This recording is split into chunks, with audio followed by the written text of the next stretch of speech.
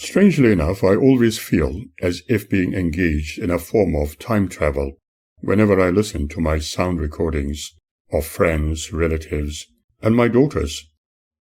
Every time I listen to certain sounds, I also tend to recall everything else, all the emotions experienced, joys and cries, as if they were literally happening then and there.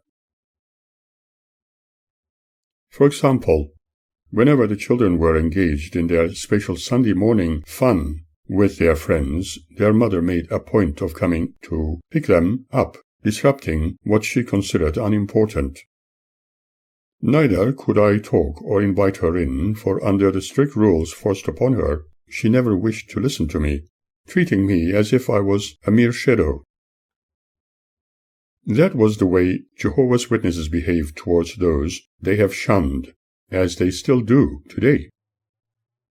Strangely, they always want to be heard, without listening to anybody, and without a care for other people's needs. One can easily discover this trend when observing their house-to-house ministries. When Magda came to the door, and it did not open immediately, she just left. This was enough to make anybody feel very sad. I did not want to appear as if it was due to my encouragement of the girls not to go with their mother. It was entirely their choice. I could not shun any human being, unlike Magda under her associates' special commands. I asked the girls to call their mother and tell her when they wanted to meet up with her, but often they did not want to go. Maybe they did not want to be lectured for long periods of time about wrongdoers who were going to be punished forever, for Jehovah hated them. The witnesses' governing body controls all their thoughts, behavior, and all their activities, and therefore they dare not question their authority. It is allegedly the same as questioning the Spirit, and lead to disfellowshipment. Magda could not therefore risk breaking their shunning rules by talking to someone like me. She often forced them to attend witness activities. This was eventually going to have an adverse effect on the young. Furthermore, the benefits of turning away from the wicked world and going along with their righteous ways would be forever hammered into them. A different time could be considered for excess, but Magda had to pick the girls up specifically during their fun time, which she considered as being a wicked worldly entertainment she needed to interrupt. The children's self-expression was completely denied. Their preference of having freedom to have fun on Sunday mornings was their choice. Insisting that I was doing it purposely, Magda felt the need to obey the rules imposed on her, for she was completely controlled by her witness brothers, preferring not to have anything to do with me, as per their judicial committee's righteous decision. As far as she was concerned, I was nothing more than servant of the devil. As I mentioned before, the girls could easily invite their mother in, offer her a cup of tea, and after their partying, could go with her, but then again she would never want to come in anyway, because any kind of activity like singing or telling stories like the children normally did was considered as too worldly, and therefore not approved by their mother, and certainly not by their allegedly God-loving organization. She might even have thought that my place was inhabited by evil spirits. I always maintained my principles in regard to the children needing to have both parents around them. I had lived in an environment when I was a child where I longed to have a father who delighted listening to us boys, someone who would hold us by the hand and take us to shopping or sporting venues, someone who would laugh with us over our childish questions, someone who would play games with us, someone who would tell us how much he loved us. That never happened, and I did not want it to happen to our children. I did not want them to grow up without either parent, but be happy with both their mother and father, because children need both parents. I felt sad and lost, but at least my mother had fulfilled that need by becoming both parents in one when we were very young. I did not know how best to cope with the whole dilemma. I also believed that Magda was agonizing about losing her children to the world, which meant that the witnesses were going to lose the opportunity to increase the numbers of their members. As expected, she made an official complaint about the children, and I honestly thought that the court would look at the children's welfare needs in a very biased way. Would they all look at why they preferred not to go with their mother? Although I could not be certain how genuine my daughters were about what they were complaining of in regard to what the witnesses were subjecting them to, and how their mother had been disciplining them, breaking wooden spoons on their buttocks, I wondered if the court would take that into account. After her complaints to the court, we were invited to make a few alterations to the girls' access arrangements. I believe even then that my daughters were telling invented stories to keep both parents appeased. Magda was going to see them more often at freely arranged times, for which we had to be able to communicate verbally with each other, contrary to the witnesses' demands. But the girls were very adamant in their own decisions about who they wanted to spend more time with. However, Magda always wanted to keep Claude to herself, not allowing enough time for him to spend with his father. The whole arrangement remained lopsided. Whenever I asked the girls why they behaved the way they did towards their mother, their answer was always the same. They were forever lectured about the Bible truths, and were often told how their father supported the wicked world, followed by a lengthy dissertation on my interests in electronics, photography, astronomy, and collecting evil books on science fiction and philosophy. Whenever they were with their mother, they were strictly forbidden not to tell their dad anything, but they did. However, I was very certain that the constant bombardment of their young minds against their father and his interests was going to yield undesirable results in the near future. The honest truth is that I personally opposed any such behavior against the other parent. After a while, Sunday morning fun gradually came to an end, for the girls needing to go with their mother meant they could no longer have the program they had been enjoying. I no longer broadcast after the last hearing, where we were advised to stick to the arrangements. Two of Annette and Birgit's friends, who were of a Jewish background, along with their divorced mother, were invited to our place, and I spent a long time preparing a fish dinner for them. But it did not work out exactly the way I had ideally hoped, and the food was partially ruined. I took the occasion as an omen, pointing to something very serious, or even warning me against something which may end up in disaster. I cannot say why I thought that way, because personally I never believed in such things. However, when they left, their mother appeared a little disappointed about something, and I thought it was probably about the food. It transpired that this kindly lady had asked her daughters to ask me if I wanted to learn simple techniques of food preparation, as she was willing to help me. She obviously could not ask me directly, but it was easier through her daughters. The real motive behind this proved to be in order to get to know me a little better, as she needed a father figure for them.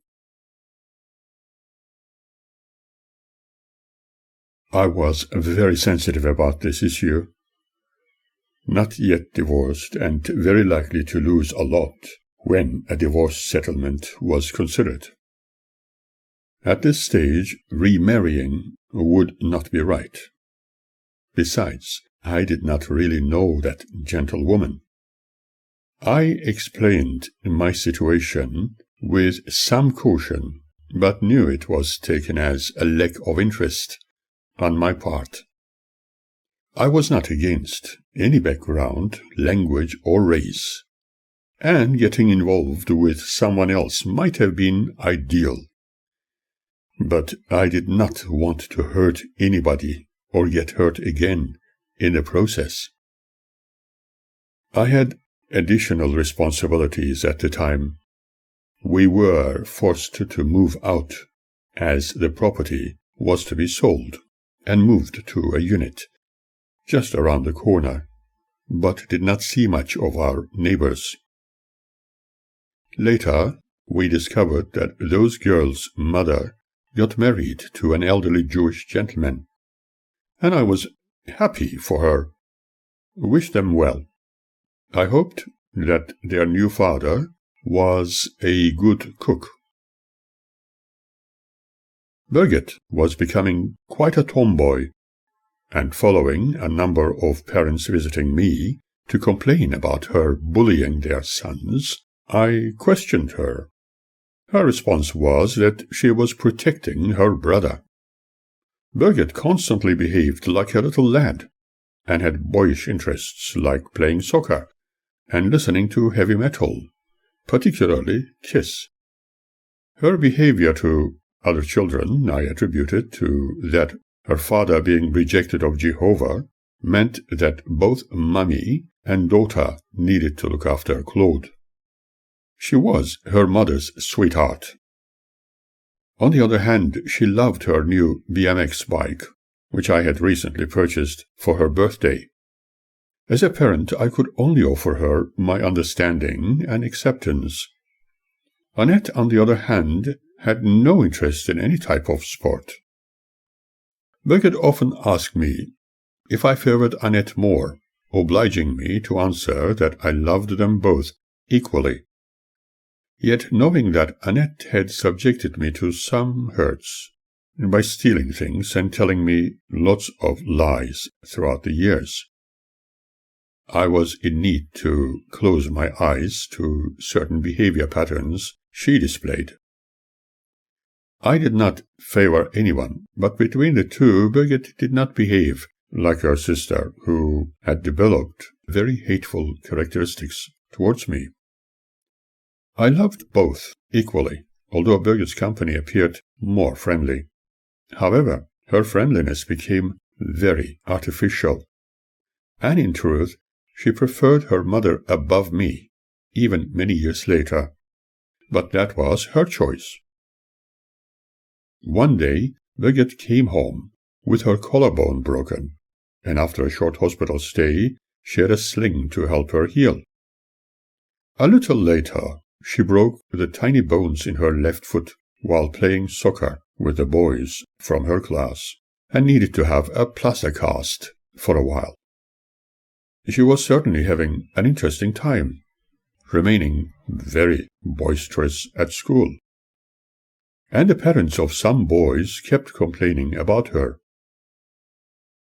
One birthday, Annette particularly liked one of her presents, which was a beautiful blue satin dress, adorned with Japanese characters, flowers, and figures. She proudly wore it on special occasions, and people complimented her. It really looked good on her, but as she matured, she presented a few traumatic tendencies. She was addicted to drinking mouthfuls of toilet disinfectant and cleaning fluids, needing to be hospitalized. When we discovered this trend for the very first time, she was just 2 years old, and we thought she would grow out of it. But she continued with her unusual tendencies, enjoying such dangerous material, even when she was nearly 7. When questioned why she was attracted to those liquids, we discovered she was comparing them to colored soft drinks other children enjoyed. But her mother would never allow such artificial, preservative-added drinks for health reasons. Those additive-laden sugary drinks were not healthy. However, we, as parents, needed to handle the situation wisely, not making it into a big deal. Perhaps the children needed to be told, in the most child-friendly way, why some food items were better for them, whereas others were not. If there were any texts in the Bible in this regard, and Magda was cognizant of them, Annette might have learnt many things faster. However, Annette was a little slow in her capacity to understand things at the time, and again we believed she would break away from those ill-fated habits as she matured. Several times when she shared school outings with her friends from the same class for the duration of a few days, police officers brought her home separately as a disciplinary measure. It is very hard to forget when she went on such an outing, and a woman police officer brought her home shortly after, telling me that Annette had been caught stealing from the shops. The items included clothing, makeup, and packets of sweets. She had been doing the deed with her close friends in the same class, friends she trusted most and listened to, as if they were more knowledgeable than her own parents. The situation was extremely embarrassing, especially when the officers tried to discover if her habits had anything to do with me. Over a cup of coffee I conversed with the officers, and their discovery of my academic background surprised them. Obviously, some of Annette's school friends' influence needed to be taken into account. I could only be thankful for the officers' patience and treatment of the case. One hoped that she would also grow out of it soon. Nevertheless, I was shocked by Annette's hidden tendency to steal things, because I would never countenance something like that, although hearing these stories her mother would proclaim that her daughter's behavior was due to living with their father, the devil worshipper, and he should teach them better. I am devastated by Magda's insistence in painting me with the dirty colors the witnesses chose, as she still does. Let us not forget that Magda used every opportunity to downgrade me, particularly in the eyes of our children. I suppose by doing that, in her eyes, she punished me, but such behavior was considered by the witnesses as her divine right. I believe Annette, growing up under tremendous pressure from Jehovah's Witnesses through the auspices of her mother, and the freedom she was enjoying from my side in a responsible way, experienced confusion, perhaps trying to prove that she could do things without fear. But then again, she preferred to gain the approval of her friends and be famous, as in her own words. One also needs to remember that her mother was continually talking her down and making her feel useless, and her father was being painted just like one following the wicked world. Annette's behavior patterns were partially the result of her own uncontrolled frustrations. She had the inclination to try and prove herself intelligent and capable of doing things contrary to her mother's teachings. Personally, I never believed in influencing young children by constantly talking directly or indirectly against their parents. Annette often told me that her mother only said bad things about me. For example, she was told that she was as stupid as her father. I wondered if what she told me was her own invention, or what indeed Magda was telling them. I did not know, nor want to guess. The only thing I could do was observe the children's constantly updated, but progressively worsening behavior. On the other hand, Annette was paranoid about little things. For instance, when she saw a blowfly buzzing around her head, she would shout uncontrollably, exclaiming that the fly was coming to eat her. On another occasion she came home from school with a tiny scratch on her little finger, frantically crying, "But, Dad, I think I am dying." When she was a lot older, and in the restroom, seeing a dead moth in the toilet bowl, she loudly cried, "Someone put a dead bird in my toilet," and avoided going there for a long time. She had the tendency to exaggerate things, and I found it worth examining in depth. As she matured, her attitude changed very little. One morning she got up and, discovering red droplets in her bed, could not contain her fear, crying, "Dad, Dad, I think I'm dying." I was shocked hearing her cry like that. When she showed me her bed linen, it was evident that what had happened. I contacted their mother on the telephone to arrange a time for her to explain to the girl what was happening. At first, she did not want to talk to me, and when Annette hesitantly spoke to her, she was told that her dad had her custody, and therefore it was his duty to explain. I did not find it easy to explain everything to a girl child, and, when at work, I asked one of the nurses to talk to my daughter on matters other than what I had already explained. I knew that for a girl to hear it from a woman's perspective would be better.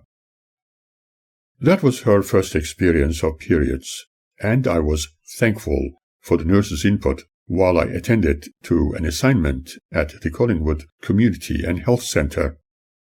For some reason, Annette proved herself to be a panic merchant like her mother. Indeed, an apple does not fall far from the tree it came from. If something accidentally fell, making a very loud noise, one would most certainly hear stories about how a bomb had exploded near her. She was becoming extremely panic-stricken, and I believe it was due to being continually influenced about the whole world being an awful place filled with danger. Magda believed that all those dangerous and ugly things happening, as one heard in the news on radio or television, pointed to the end of the world, preferring never to see or listen to anything. Hearing it from her brothers was enough. As far as she was concerned, the Bible was the only literature which was filled with good news. Perhaps she did not realize that the scriptures contained much bloodshed as well. As they matured, my beloved daughters loved telling made-up stories all the time. A thorough analysis detected trends which were either to make them look a little more interesting, perhaps a little more intelligent, or even trying to turn their parents against each other. This was particularly noticeable when one heard their arguments. I unintentionally recorded them, one saying, "Dad loves me more than you," and "I am nicer than you. You look like Mom anyway." The other responding with, "But Dad loves me too." Of the two, Annette preferred to be the first admired and went to extremes to do so by pretense, whereas Birgit remained a quiet achiever who appreciated things given to her, no matter how small. Without any discrimination, Annette had the tendency of loving herself above everything and everybody else, whereas Birgit referred to herself as being an ugly girl. This was probably due to being continually hammered about by Annette, who preferred to remain deceptively passive when outside, whereas Birgit loved action. This may be why she chose to imitate boys. Annette always complained about her mother to her friends, and whenever she was around me. I thought that maybe due to being disappointed with her mother breaking away from the family and observing Jehovah's Witnesses helping her to do so, was there perhaps a lot more to her pretense. She developed a complete dislike for religion of any kind, and I know that her mother's harsh disciplinary attitude towards them greatly contributed to her resentfulness. But as she developed this trend, one quite naturally wondered what she was saying to her friends and mother. When considering the unusual trends observed, one could not trust everything she dreamt of or said. Only endeavor to try and teach her better ways to deal with her anxieties. It was completely undesirable to talk against the other parent, as far as I was concerned. However, I was certain that Magda had been saying many things against me, my interests, and my dreamt of harshness. I knew that the girls had been arguing with their mother, for which they were severely punished when she had access. By asking simple questions, unrelated to the actual event, one could easily discover what had been spoken by both parties, the girls and their mother. I also knew that any emphasis on certain subjects in regard to either parent was totally unnecessary. Sometimes I spoke with my friends who were involved in behavioral psychology and listened to their opinions, just to ensure that I was not following a wrong method with my responsibilities as a sole parent, wanting to make comparisons with what they had discovered. One thing was certain: my daughters were living in a loving home, and there was no reason for them to behave the way they did when they lied, and there was certainly no reason for Annette to put rat poison in my coffee, which both girls had once prepared. Being kind, did they perhaps think the pellets they put in my coffee were colored demerara sugar? Without being judgmental, my conclusion was that certain people were influencing at least one of them adversely. Remember, the witnesses were anti-me, for they judged me as an evildoer and disfellowshipped me. Magda, under their complete control and influence, had no choice but do their bidding in order to secure her entry into the New World Order under their theocratic kingdom, therefore hating me amongst all other things of the world. It was seemingly her duty to do so. For her, as part of her instructions of righteousness, when she disciplined the children, supposedly fulfilling her motherly responsibilities, she needed to make specialized comments in regard to their father. This continued for a very long time. The court never took this into account, or even considered how she was fulfilling her parental duties based on Jehovah's Witness wisdom when disciplining them as instructed. She was abusing her children when harshly beating them in her reach, breaking wooden spoons on them. She believed that this was the way of God, and was apparently written in the Holy Scriptures. When such disciplining became prolonged, it became a normal way of life for the children, and Magda triumphed in the Lord with her faithful brothers and sisters. That is probably why she kept saying at every opportunity that Jehovah was going to return them all to her for their safety from the wicked world. But their developing trends declared something quite different. They were becoming bitter about their lives, as if they were under bondage or in a prison, thus gradually breaking away from both parents. I was certain that Magda was completely unaware of the situation which she was creating. If she was not under the witnesses' pressure and was able to live independently, she might have been different, more mature, and perhaps not as hard on the children. On the other hand, she always undermined my knowledge at every opportunity and by every means. She seemed to delight in considering me as a complete ignoramus. Maybe she was completely confused, expecting her men to be like the ones she had experienced during her childhood. and intellect was unacceptably foreign to her, as she expected the male in her life to be the same as her relatives. Magda used a method of threatening the girls with a fear tactic, telling them that if they did not behave the way their God wanted them to do, she was going to send them to their wicked dad, and then they would know what they were missing. The whole situation was geared to create enormous fear towards their father.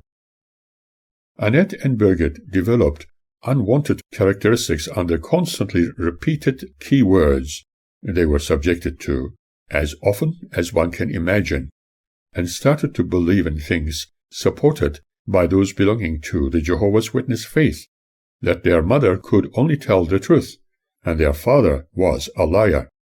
Apparently he could only tell lies, for he was in the wicked world. It was very hard to alter the mindset the girls were conducted into before their full custody was granted to me. These following few words I am not saying in vain, or out of wrathful thought patterns. Once upon a time, she had prepared the girls through a thorough brainwashing activity.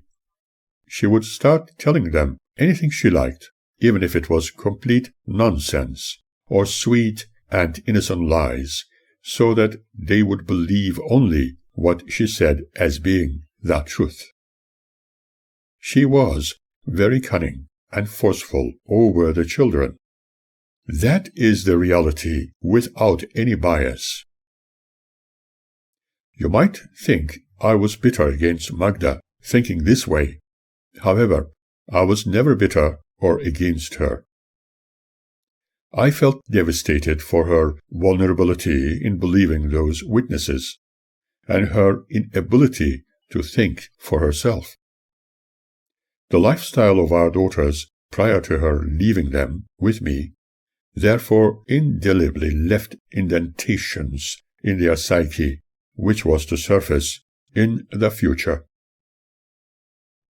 Some time ago she told me, if someone told me a lie as true, and if I spoke of it to others as true, without knowing it being a lie, I would still remain innocent, for I can never tell a lie.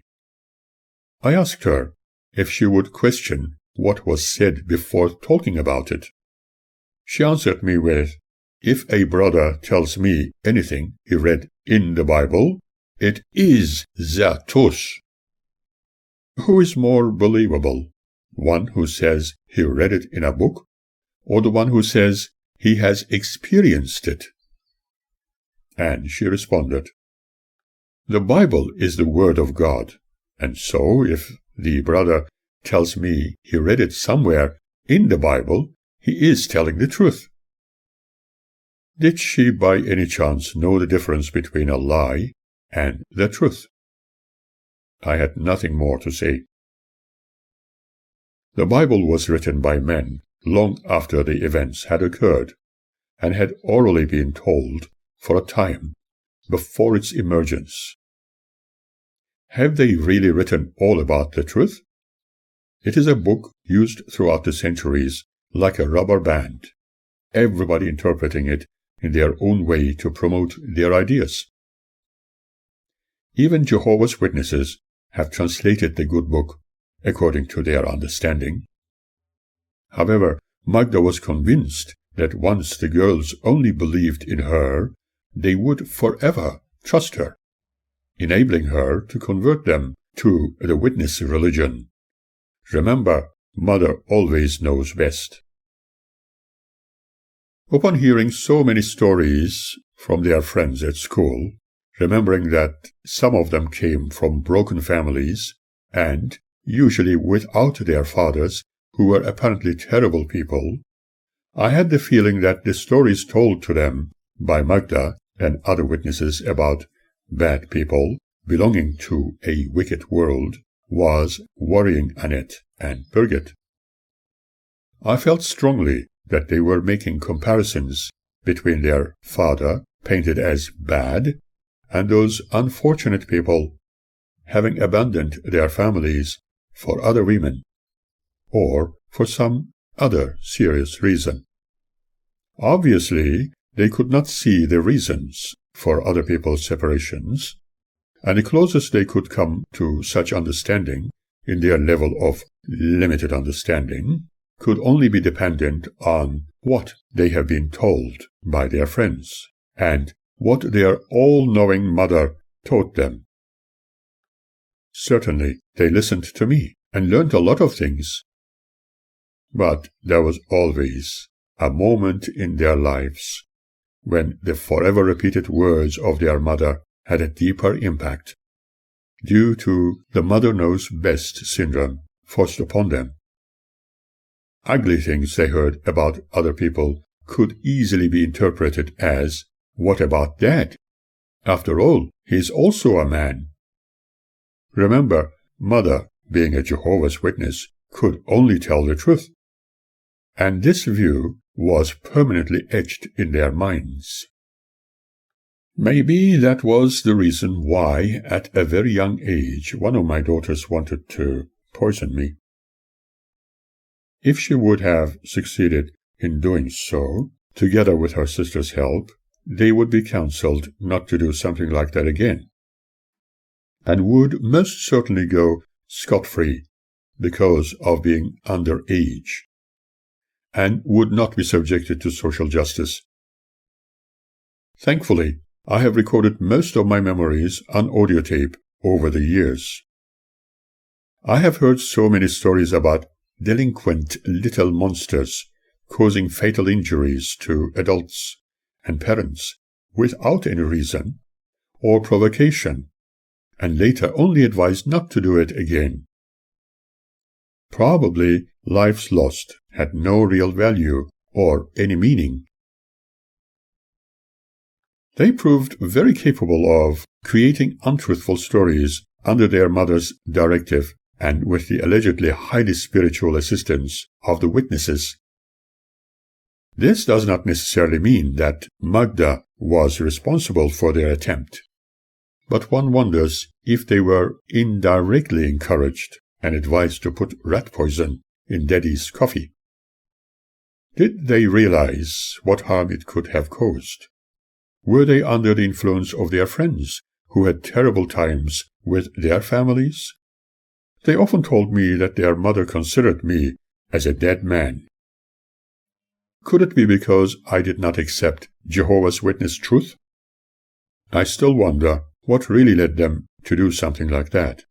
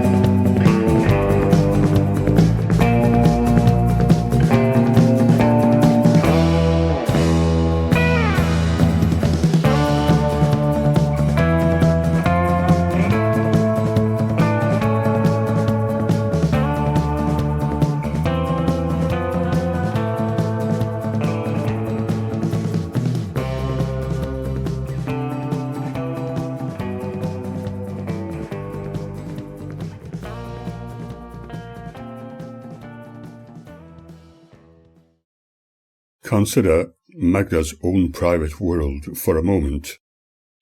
In her mind, it was filled with men and women who could only be doing wicked things. For remember, they were not in the truth, like the witnesses, and all kinds of evil could be expected of them. This was also true of those who supposedly no longer associated with them. In fact, we have been informed by allegedly righteous and God-chosen individuals that those others on the wrong path were very immature, only interested in science, space-related issues, UFOs, electronics, the entertainment industry, and Darwinism. Because they allegedly did not have any fear of God in them, they were as good as dead, and because when Armageddon was upon us, they were all going to die anyway. I was convinced that my daughters were making comparisons between their father and those allegedly bad people. Annette and Birgit's behavior gradually became more evident in their confusion concerning me as being a so-called evil man, despite my every effort to see them happy and healthy. Their well-being was always of the utmost importance to me, but they could not see it. I preferred to keep silent about the situation, just observing the circumstances and making sure that one was not involved in anything which could lead to being judged as a wrongdoer, just like Magda's abuse in the name of so-called godly discipline. However, since she was a woman and the mother, her way of punishing the children was not seen as wrong, but I would never agree with her methods, unlike the witnesses. Since my childhood, I have always loved having pets around me, both dogs and cats. The only time I had no pets was when I lived in Germany, for the people I shared a room with never seemed to be interested in any pets.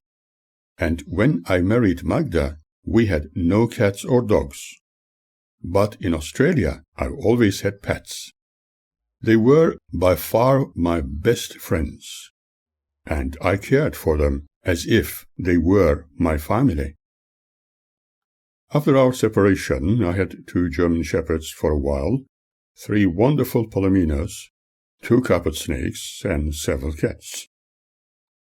When we moved to Hobart, we had a lovely tabby, and after moving to the St. Kilda, Elwood area, while the children were still with me, we had a black female Burmese cat we called Blink, who had several kittens over the years. When Claude was graciously allowed by his mother to visit me, I videotaped an occasion when Birgit threw Blink onto his lap, despite being told not to. But for some reason, as she told me much later, she enjoyed hurting Claude by dropping the cat on him. The cat dug its claws into the boy's skin, hurting him, and when he cried, she giggled. I am sure they have changed since then. Or have they? I certainly did not expect her to do anything like that, and years later she denied ever doing such a thing. I have kept that video along with the other documentaries I proudly made. I treasured those images because I was unable to see Claude very often. But when I had access, he had some interesting stories to tell me. Trains excited him, and he told me that the fastest train in the world was the streetcar. However, I could not find any information about that train anywhere, therefore concluded it was his invention. Years later, I digitized those memories and gave one to him. When Blink had several kittens, I decided to give Claude the most beautiful one, and one evening we took it round to where he and his mother lived.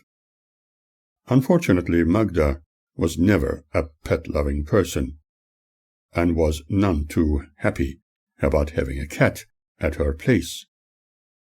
She said she preferred to leave the cat outside when she was not home, or at night. However, Claude was really excited about the kitten. A week later, the children were crying their eyes out, and Claude was devastated about the death of the little kitten, which was seemingly run over in front of their door, and Magda immediately had it put to sleep. According to the girls, it was going to be a little too expensive to treat the animal. Sadly, it felt as if I had sent the poor animal to its death by giving it to them. Magda told her daughters in my invisible presence that we should not worry about it, as it was only a cat. I felt she deliberately kept the animal outside, hoping that it would get killed, for she hated cats for unknown reasons. I remember so clearly how she disliked cats even before, although we had one in Hobart for Annette. When that poor animal gave birth to several kittens, coming home from work, I found Magda helping Sister Kurdovik drown the kittens in a hessian bag, dipping it in a large bucket of water. When asked her how she felt doing it, her reaction was completely emotionless, as if what she was doing was a necessity. She even asked me to help her. Apparently her folk had been doing this, for it was allegedly unhealthy for the environment, as cats were thought to be vermin. Although some people in Australia consider cats dangerous to wildlife, it is really a matter of responsible and ethical ownership. As far as I am concerned, unwarranted destruction of any life form is unacceptable. Going back to the occasion of Blink's kitten seemingly being run over in front of her front door, Magda was very happy that the cat was now gone. One of my observations came to mind. Whenever she had any cats, they always suffered the same fate. Feeling very sad about the loss of a tiny life, and Claude's emotions, I suggested that he would have pets only at his daddy's place from then on. My girls also felt very sad for several days. Upon this, one of our neighbors, a kindly lady of mature age, gave a gift in the form of a tiny sculpture of a tabby kitten for the girls in memory of their loss. This woman told us that we were the only people who talked to her with a lovely smile, and she spoke about how good it was to be recognized as a human being. She said that when she was younger, everybody spoke to her, but now she was old, nobody wanted to know her. Shortly after, we no longer saw her around. A later discovery was extremely ugly and very sad when they found her lifeless body in her home. Magda never wanted to have any radio or television, for she did not want to have anything to do with the wicked world. Claude, on the other hand, as I discovered by observing his eagerness when I played the Hammond organ in the lounge, benefited from listening to music.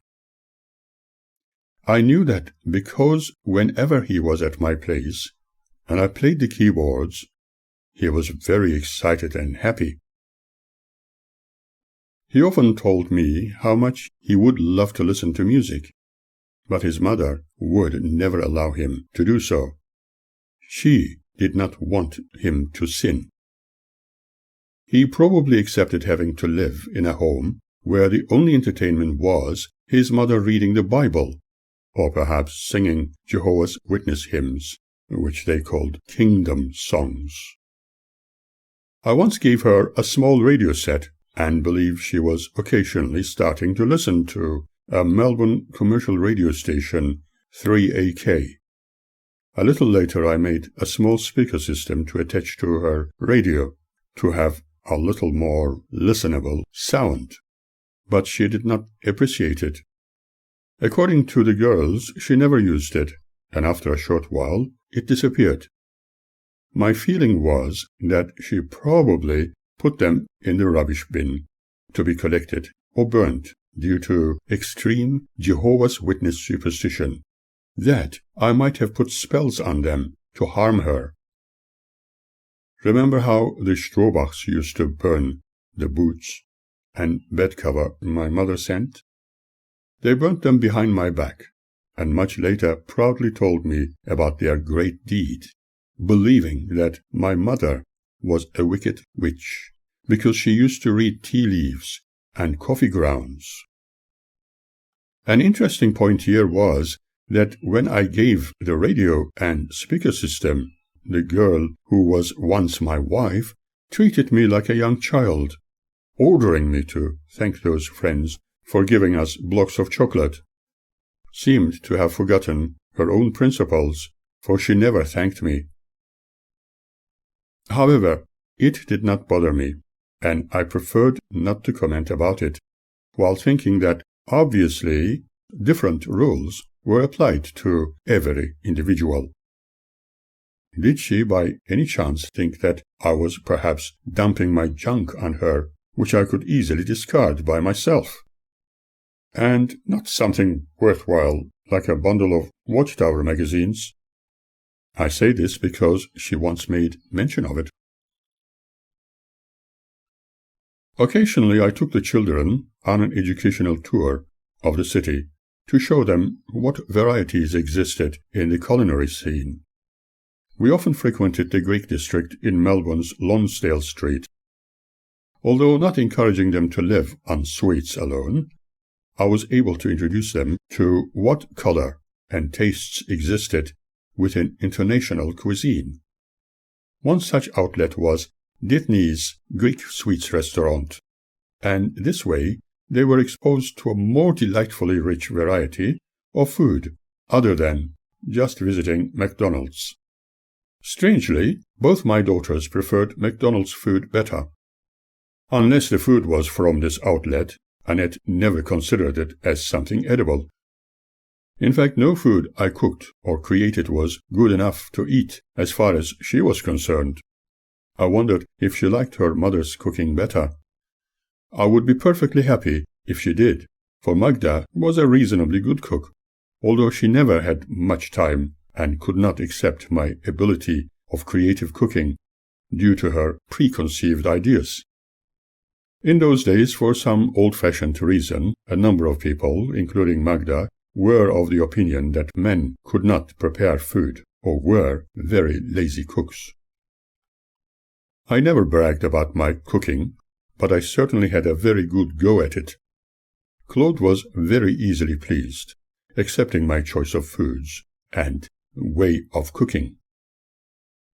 At times he asked me if I could again make healthy sweets for him, after tasting some of the traditional Armenian and Indian ones. One of them was halva, using fine semolina, honey, and cinnamon, or cloves, also known in other parts of the Middle East by different names.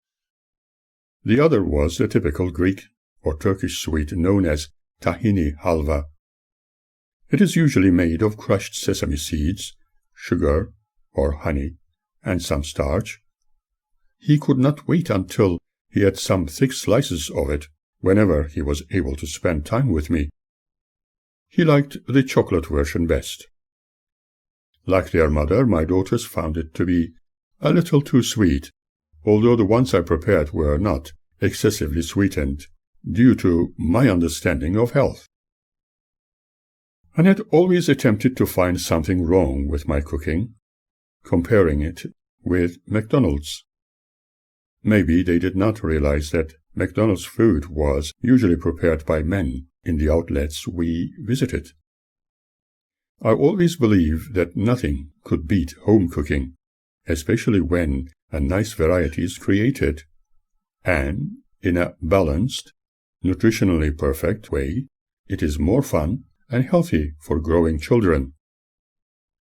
Before our tragic marriage came to an end, I taught Magda how to make healthy versions of halva, using tahini, honey, and powdered milk.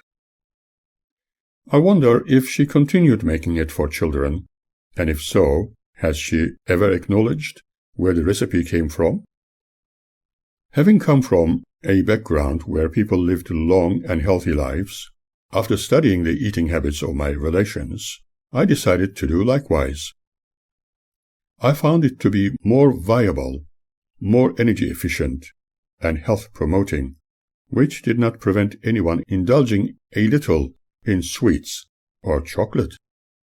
But for all the energy food consumed, there was need for some outdoor activity, such as walking with friends. Food portions were usually small, as in the traditional Parisian lifestyle. People did not follow the 3 times a day method commonly practiced around the world.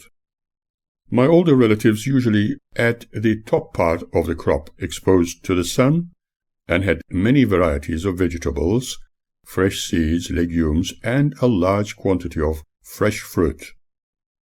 They had small amounts of red meat and lots of marine-based food. Despite their stressful existence, they lived long lives. I knew that my grandmothers were around 100 and over when they passed on.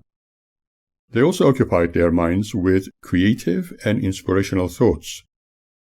One would only know this when taking the time to talk with them and listen to their wisdom, although certain members of the family did not see the need to do so, my father amongst them. I discovered that one of my grands was 114 years old when she passed on.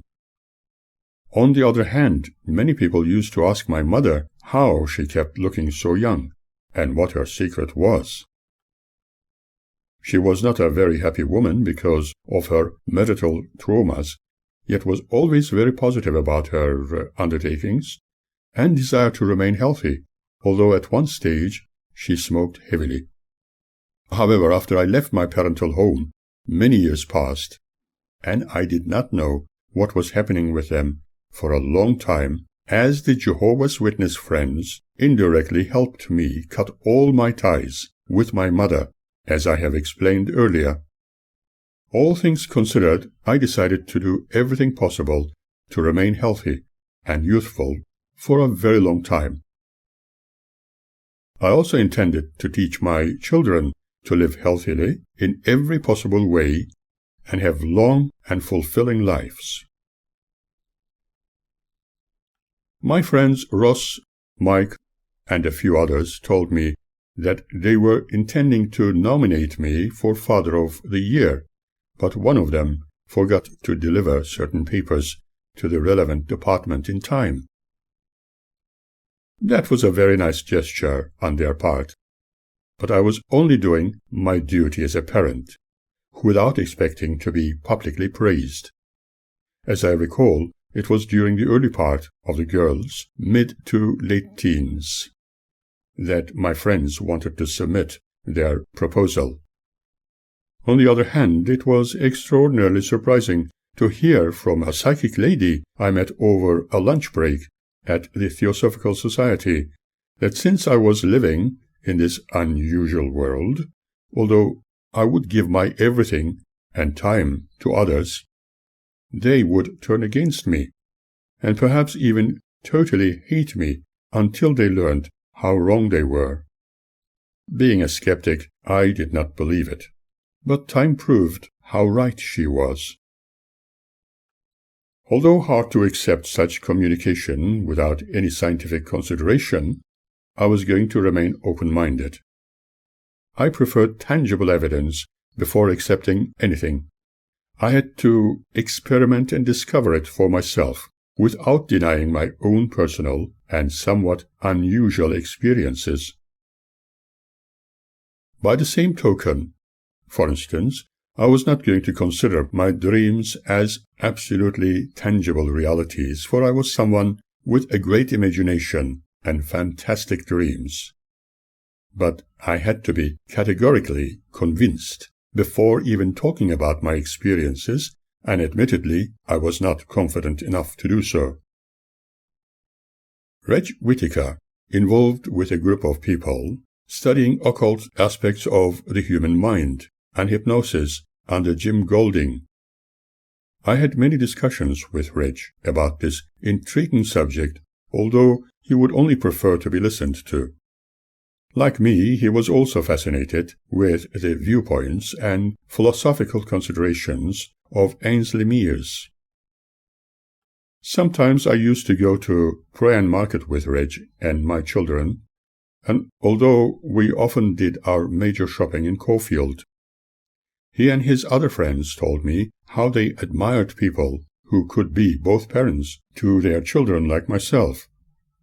It was nice to be noticed, but, as I said earlier, I was only doing my parental duty without expecting anything other than their smiles and well-being. There were times when I would take the children to the Theosophical Society's cafeteria for a quick and simple refreshment, where my other friends met them, and were amazed at how well they looked and how happy they were. One such friend was Jumai, and she also made positive comments and said she admired my patience. Christina Edison, who I mentioned earlier, sometimes visited us and could not contain herself but be amazed how well my children were looked after. She had her personal problems, and as I briefly explained before, was keenly interested in the occult sciences as well as beautiful things, which, according to her, could only rarely be found in the world. I never felt like bragging about myself. All I was interested in was being a good parent. I never wanted anybody to feel pity for me, being a single parent, for I always preferred to be a complete parent, and although my wife was no longer interested in me choosing to be closer to Jehovah's Witnesses, my responsibilities as both parents in one was not easy, yet I knew that one day my darling children could also turn against me, and that the psychic lady's prophecy would come true. You might ask why I thought so. The answer to that is this: because my wife, believing in supposedly the righteous ways of her witness friends, overpowered the children, making them accept that their father was evil, constantly indoctrinating them to leave him as she ardently hoped, diligently hammering her wisdom against me into their young minds for a considerable length of time. However, she was a very vulnerable and naive woman. In this way, aided by the great service of her faithful brothers, all her unbelieving husband's efforts would be nullified, leading to their triumphant rejoicing. I would never own my children, unlike their Jehovah's Witness-controlled mother, for they had their own lives to live. It is devastating for me to consider the facts, as I prefer to see only positive and beautiful things in others. However, it would be foolish to accept Magda's Jehovah's Witness-controlled characteristics as something perfect in her vulnerability. It was hard to see such a beautiful-hearted girl, as I once considered her to be, drift into a heartless darkness. There were already signs of resentment and hatred from my daughters against me and my standpoint when they were in their mid-teens. After her attempts to teach me how not to trust her, Annette often bragged to her friends about her father being a good person, whereas in reality she behaved deceitfully. One evening, upon coming home, I discovered some boys, extremely close to her, in the lounge room, treating the place like their own bedrooms. When one of them demanded who I was coming in like that, I told them that I lived there and was Annette's father, whereupon I asked them to collect their things and leave. I was disturbed by being greeted like that, and the scene which confronted me as soon as I entered my home. Obviously, they were not too happy about it. When I told Annette that it would be nice if she would tell me before she invited any of her friends, she became exceptionally nasty, swearing with the ugliest words one can imagine. At that moment I knew what I was dealing with. I asked her to help me clean up the mess after her boyfriends had left, but she did not want to help me.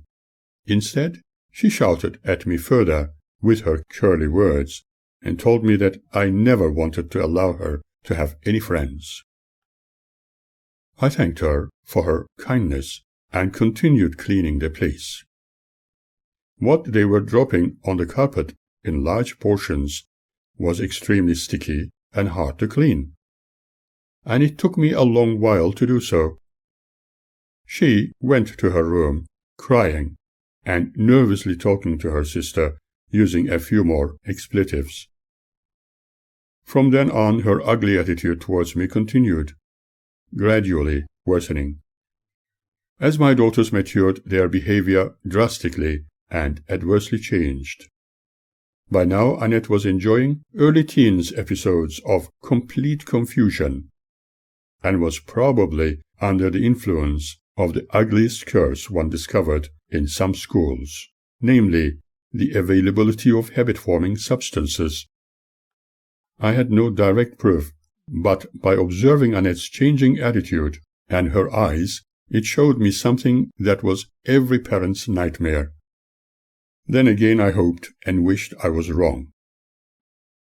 When I heard her talking loudly, I deliberately recorded it without disturbing either of them, for every time I mentioned that she was talking at night, she would emphatically deny it. What she spoke was mostly about boys at school, smoking the stuff, and that her dad would not allow her any freedom. She was certainly not talking to her sister. Discovering this, I had several discussions with some friends practicing psychology, and we came to the conclusion that teenage development, especially from broken families, could present similar conditions. Unfortunately, the still developing brains of young ones would be severely damaged by their indulgence in drugs. When visiting the restroom at home, I discovered the unique aroma of tobacco and strong smell of habit-forming drugs, which caused me asthma attacks. Obviously, at least one of my daughters was secretly enjoying them in the toilet, and I was not meant to discover nor question it. After experiencing those episodes, I questioned both girls why such a smell was in the bathroom, and they only shrugged their shoulders, proclaiming, "I don't know." When they spoke, I could smell the drug or tobacco on Annette's breath. When I asked again, they chose to shrug their shoulders and repeat the same words, "I don't know." After a while, with much difficulty, I spoke about this matter with their mother, and she responded with an everlasting silence. I wondered if she took any note of it at all, or did she think that their father should deal with this problem because he had their custody? Did she at all speak to the girls? I preferred to talk to them gently, without making a fuss. Furthermore, according to her friends and teachers, Annette was extremely active with boys. I attempted to talk to my daughters, particularly Annette, that it was normal for young girls to want to get to know all about boys, but there were certain things I hoped they would be careful about. No parent would desire their young child becoming pregnant at a very early age, although there are exceptions in some cultures. As expected, she angrily told me, "So, you don't want me to have any friends? You don't really want me to be happy?" I was shocked. I kept cooking, clothing, cleaning, tidying, and doing what any parent would do, but said little for a long while. I felt that my daughter's desire to stay with me was only based upon their hope to avoid their mother's constant nagging, taking advantage of my tolerant and forgiving nature. However, as time went by and Annette matured, she still continued inviting several boys home when I was not there. Interestingly, every time when others visited my home while I was out, I would know, for they always left a terrible mess behind them and accursed tobacco fumes. Annette did not like me discovering this. She often screamed and, partially swearing, told me that she felt as if she was in prison when she came home, and that she hated me. On the other hand, Birgit still remained a trifle friendlier. There were times at a late hour of the evening I would dim the lights in the lounge, listen to some light music, and ponder on all the episodes of complete disturbance caused by me involuntarily being involved with Jehovah's Witnesses and the discordance of living with someone who loved only her faithful brothers. Pondering upon my bitter experiences, uncontrolled tears rolling down my cheeks, I sat in my lonesome corner. Occasionally Birgit would come to me to say good night. "And don't worry, Daddy. Everything will be good again. You will see." I would kiss her on the cheek and let her go to bed. However, Annette continued with her very naive attitude, following some of her school friends' trends of hatred towards their parents. She saw it as something normal, and now she was keen never to take me seriously. She began to repeat how she regretted having stayed with me, because apparently I had not allowed her the freedom to love boys, and therefore I was, as her mother declared, a terrible man. This way she kept hurting me, but I applied the golden rule, and remained silent. I wondered what Magda knew about this. What indeed had she been told? What lies did she believe in as true? Maybe that psychic woman was right after all.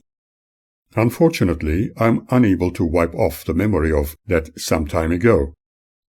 Long before Annette's smoking habits were detected, one day both girls were feeling very jolly, smiling, singing their favorite songs, and even dancing. As always, it was lovely to see them happy. Both told me how much they loved me, but I knew that their overly friendly attitude had something behind it. The truth of the matter is that I could no longer trust either of them. I thought that probably they wanted money for something they wanted to buy. That would be all right, but their friendliness became rather too artificial. It was frighteningly false. My curiosity was soon to be rewarded. It is a memory I wish would never have happened, but I feel one must speak of it in more detail. Annette wanted to make a small cup of Turkish coffee for me, even asking if I would like to have any sugar in it, but they knew I never used sugar. I wondered what surprises they had planned for their daddy. They prepared the coffee, but did not notice me when I passed in front of the kitchen door, as they busily chatted with each other. In the corner where they stood, I noticed a new packet of rat poison pellets, spilt on the floor. Those poisoned pink grains were not where I would normally put them, and I knew, disappointingly, that my beloved daughters were trying to make me really ill. But why? They did not have any reason, and at first I wanted to dismiss it. Were they perhaps under someone else's directive? I quietly returned to the lounge and sat in my usual chair, pretending to fall asleep. Usually making Turkish coffee would not take that long, but they were taking their time. Finally, both girls entered the room, Annette carrying the coffee cautiously, not to spill it, and Birgit carried a small piece of baklava, a delightful Greek sweet I purchased before coming home that day. "Dad, you are sleeping," Birgit said. "We have a surprise." I roused from my pretend sleep, telling them how much I loved them. They looked at each other, giggling. As I grabbed the coffee, purposely spilling it, as if an accident, the grains of rat poison spilt into the saucer. I took it back to the kitchen to discover more rat poison on the floor. After washing the cup and saucer, I came back to the lounge and pretended that I had noticed nothing. Annette went back to the kitchen and made another cup of coffee, and brought it back before they said good night, and went to their room. Since she once had the tendency of considering disinfectant liquids as if they were soft drinks, did she consider those pellets as colored sugar? They were certainly very insistent for me to drink their special coffee. After this incident, I never again consumed anything Annette prepared.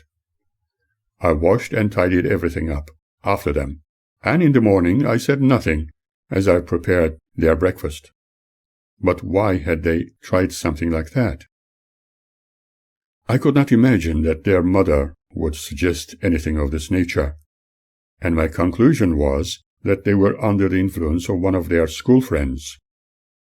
In my mind I asked again and again why they ever contemplated doing something harmful to anybody, let alone their father. Was it a game or innocent joke? I was not sure whether Birgit was entirely knowledgeable about what her sister intended to do. I did not report this to any authority, as I did not want them to have something like this recorded against their names, for it would be a truly bad mark in their future. Obviously, it was going to become clear in time. When I tried to understand why they even thought of hurting me, it made no sense. What would anyone gain if I was harmed? Was my beloved daughter acting like this to please her faithful mother, the Jehovah's Witness, considering me as evil number one? I was devastated and regretted having become their father in the first place. I felt lost, indeed abandoned in a very ugly place, and being punished for some unknown reason. I sincerely believe that Annette knew precisely what would happen if I drank the coffee both sisters so lovingly prepared. As I sat down with an almost empty cup, pretending to have enjoyed the last drops of it, I told Annette in the morning what a lovely coffee it was, and asked if she could make some more of it. She was more than willing to do so, probably with her specifically chosen ingredients.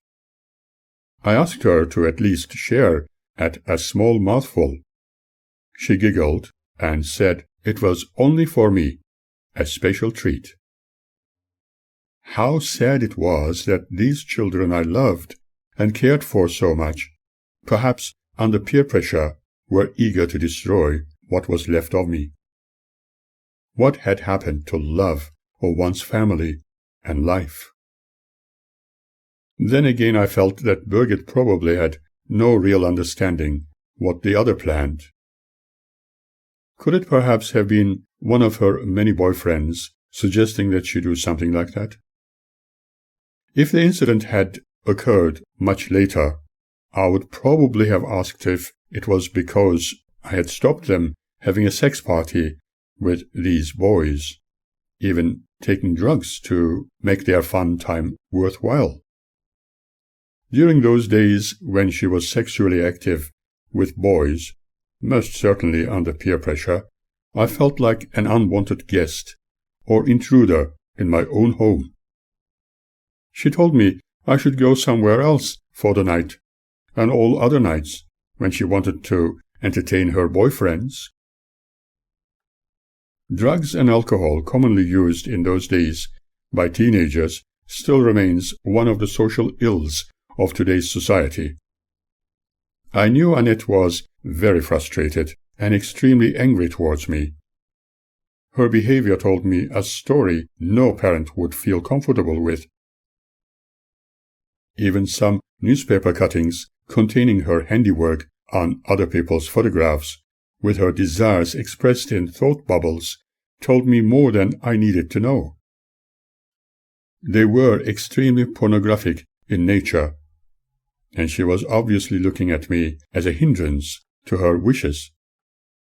Therefore, in her short-sightedness, she saw it fit to get rid of me. She was adapting some of her school friends' behavior and leading a very sexually active lifestyle, which I was never meant to know about. This was happening while I was experiencing my own health problems and felt I had no one to turn to. I was truly alone.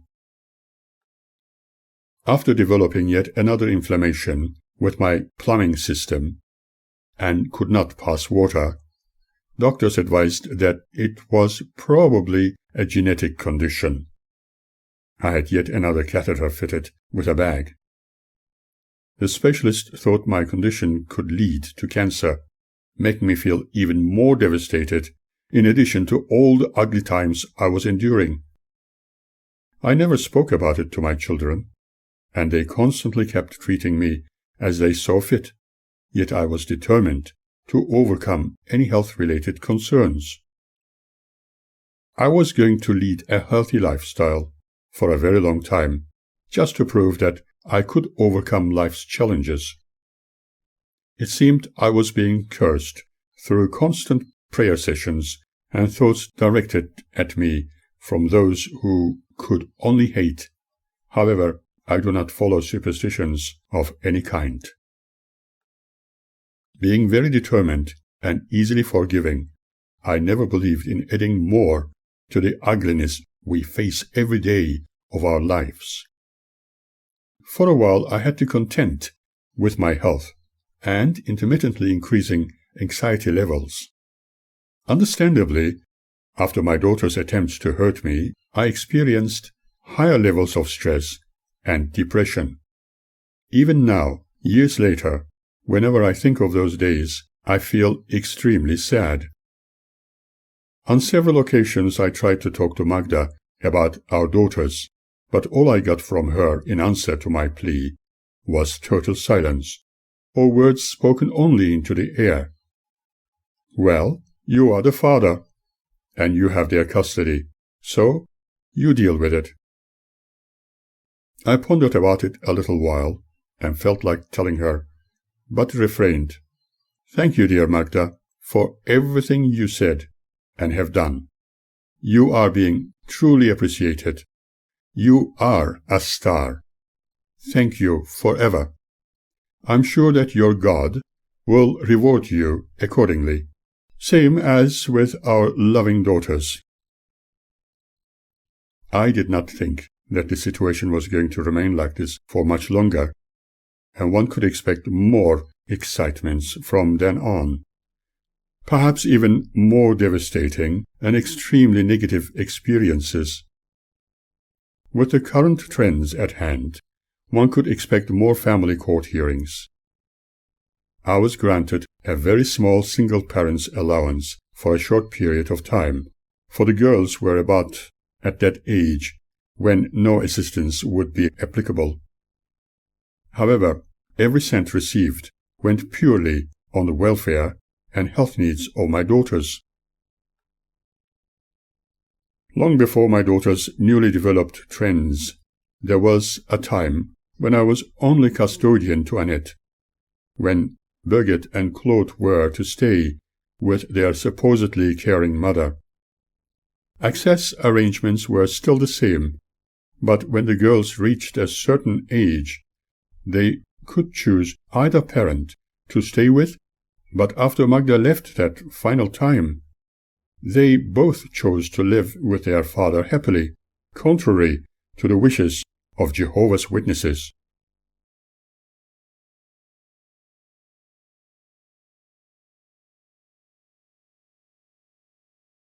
However, in the early days of our separation, and after Magda's tantrums, her pretend fall on the floor, and other commendable performances in the courtroom during the hearing, in addition to her most faithful brothers and sisters' support, I was portrayed as an extremely violent person, and it was decided that I could only pick my son up under a supervisory order, with some other friends accompanying me on a fortnightly basis on Magda's demand.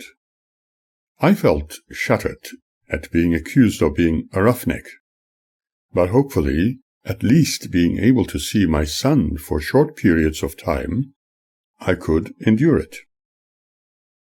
At the time, Reggie decided to come with me to pick Claude up. Reggie's health was not the best, yet he volunteered to help me. Being portrayed as violent, rough, and not accepting the ways of Jehovah's Witnesses, a destroyer of his own family, and someone who was sexually very active outside his marital house, was destructive in the extreme. All my struggles to keep the family together, while neglecting my own interests, have been conveniently forgotten. I created an imaginary dream to keep myself sane. In it I thought that at least our daughters were having a good time with their mother, who was a member of a group of people who separated themselves from the world, bent with a belief in yet another man-made myth, wherein it was declared that the world was scheduled to end, and only the faithful to their God would survive Armageddon. On the other hand, what Claude was actually subjected to on a daily basis was the saddest situation. What would become of him? What kind of person would he develop into? Some of these considerations were frightening. While living in Elwood, long before the unusual trends my daughters presented, they were enjoying a life which Magda found to be unacceptable in her eyes. The girls were so content living with their father, and although apparently receiving good Christian care from his mother, Claude was none too happy, demanding to stay with his dad. It was obvious that separating the children the way it had been conducted was completely unhealthy for them. Unfortunately, Claude seemed to be the specially chosen one to be sacrificed to please Jehovah's Witnesses. Apparently Magda's so-called friends were concerned, seemingly advising her to make an effort to talk to her husband. She told me about this issue when I took the girls to her place, and I was highly surprised how she was so dependent on what her faithful brothers and sisters decided for her. Why did she always ask their permission before doing anything? It really was beyond me. She always felt the need to ask their opinion about all her actions, for she was hypnotized and completely dependent on their decision-making. When I visited her, she offered me tea and talked to me after all those years of separation to see if there was any hope for us to get back together. About that time, I had a very small hernia operation due to an unexpected accident, and was advised that another was likely to develop. However, I preferred not to tell anything about my health to her, knowing she would ignore it. Then she started once again to question me about that other girl, or the other women, and asked me if I still had relationships with them. But I insisted that we just talk about the welfare of our children instead, and left the children with her for the legally designated access period. Later she brought them to my place and unusually asked for a cup of tea. We spoke about how to live healthily and the current weather condition. Suddenly she exclaimed, "You are really a changed man." And I told her I was always the same person, and maybe she was starting to see the real me. Yet another memory creeps in from a while ago. During the days of temporarily sharing my home with Magda, which, after a lengthy discussion, I suggested trying for a month, Annette was particularly very angry with me, threatening that she would hate me if I allowed her mother to stay with us. One evening, after coming home from my office in the city by Melbourne Town Hall, I found a police vehicle parked in front of where we lived, with an officer inside. He came out of his vehicle to stop me going upstairs and promptly explained that it was a possible crime scene. I said it was obviously a sad case and offered him one of my cards. He looked at it a while and looked at me smiling and asked if I lived upstairs with that woman about whom the neighbors were worried for her safety. apparently her husband was beating her up. Then he called his female companion and his communicator. They exchanged a few words, and I noticed her coming down. Many neighbors were also watching us from their windows and balconies. She asked me my name and inquired about where I worked, and then told me that the neighbors had made a formal complaint on the telephone, as they thought the violent partner of that lady was beating her up. Now they realized that the husband was just returning home from work and was not at home when Magda was bitterly crying, but I could understand why those neighbors were so concerned. When upstairs, Magda shouted at me, saying not to come closer to her, as she did not want to be hurt. Witnessing the occasion, the officers recommended that we should visit a psychiatrist to find a cure for her anxieties. After they had left, Magda complained about what those officers were saying, and that she needed no such treatment. She was not crazy, and if necessary she would talk about it with the brothers, and nothing was wrong with her. After a while, it was as if nothing untoward had ever happened. While that commotion was happening, the children were in the lounge, petrified with fear. Their mother had been shouting as if being killed by her husband. I do not think she did so deliberately, because such an act would require some astuteness she needed to develop, unless it was under her associates' influence. I still find it unbelievable, but it is a memory I cannot easily forget. I cannot forget how those officers looked at me in surprise that I was apparently hitting my wife while I was at work. She showed me her bumps, still quivering, as if I was to hit her again in her fantasy. The female officer told me that when she entered she could not see me, and thought I might be hiding in one of the cupboards, and I could understand why the children were frozen in fear. In truth, people who can only see the uglier things in others, believing the world is a bad place and getting worse, inevitably experience more stress. When I spoke about this with Birgit years later, I was told that maybe it was the next-door neighbors having the problem, and the commotion was wrongly judged by the other neighbors, or else I must have been dreaming. People should endeavor to see beautiful things more often in others and life circumstances. It could help overcome some elements of their stress. In Magda's case, her husband was occupying himself with what she considered to be devil worship. I also believe that I was doing wrong by using a gentle tapping method to help eliminate pain as an alternative to medication without denying its benefit. I knew she had bumped her head on previous occasions, and by gently tapping, one could help to reduce pain or swelling, demonstrating it on myself.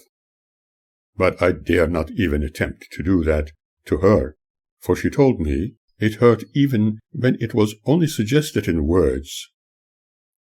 I never wanted to hurt anybody, particularly her, but I have not been an angel all the time either, and I have also done wrong things like raising my voice, for which I felt very sad. However, I was sure her little bump was caused by herself, although claiming to the police that I was responsible. Maybe she needed to create a scene to justify herself once again before leaving, so conducting her theatrics. I remember once, when trying to explain something to Magda, while she completely ignored me, I attempted to tap very lightly on her forehead, but most certainly not to hurt her, asking her if there was somebody in sight to listen to what I was saying. Although I did not do it harshly or to injure her, I felt sad about it, but she would never accept my apology. On the other hand, when I had pains, I kept tapping gently, proving that it always helped me. Perhaps it is an empty method of dealing with pain, but at least psychologically it eliminates the pain. There may have been some energy-sharing elements in tapping, as once explained by one of the professors I was friendly with, but I never took it very seriously at the time. Magda continually emphasized the importance of disciplining the children according to the laws allegedly set by Jehovah, written in the Bible, as interpreted by the faithful brothers, and kept breaking wooden spoons on the children, particularly Claude, because he was a boy. Obviously, she came up with it from her own childhood, but the faith she adhered to made it worse. Martin Luther's words still cling right when he said, "Cowardice asks the question, is it safe? Expediency asks the question, is it politic? Vanity asks the question, is it popular? But the conscience asks the question, is it right?" And there comes a time when one must take a position that it is neither safe, nor politic, nor popular. But he must take it because his conscience tells him it is right. In the meantime, Birgit started to play the violin and recorder, and it sounded lovely when she practiced. I thought there was some hope for her to express herself in art. But would she be able to continue, or would she be discouraged once again from doing so, as anything which looked like drifting into worldliness would be frowned upon by the witnesses, and their servants, like Magda, trying endlessly to stop her from materialistic ways of thinking? Later I heard that Claude had shown an interest in ballet, but for how long his interest would be supported was a mystery. Now that the witnesses had achieved their objectives through Magda, one wondered what else they had up their sleeve. I was persistently portrayed by them as an evil man who only told lies, for I was worldly. For Magda, I was an evildoer, because I was not in their faith. As far as the children were concerned, their mummy always knew best, and she could only tell the truth, because she was a faithful Jehovah's Witness. Even if she spoke untruths, she would still be right, because she belonged to the chosen. The children were so conditioned that they could only expect wicked things from their father, and could never trust him. One wonders what a normal-thinking person who is not enslaved to the witnesses would be like in the face of such an ordeal. What sort of conscience would their mother have after what she was conducted into doing to her family and her children's father? How could one live with that? Maybe she was causing much harm unawares, even destroying a life which was not hers. Could she at all have the sense of feeling anything? Hopefully, she would grow her love as she believed. Did she at all have love in her heart? Did she really know what love was?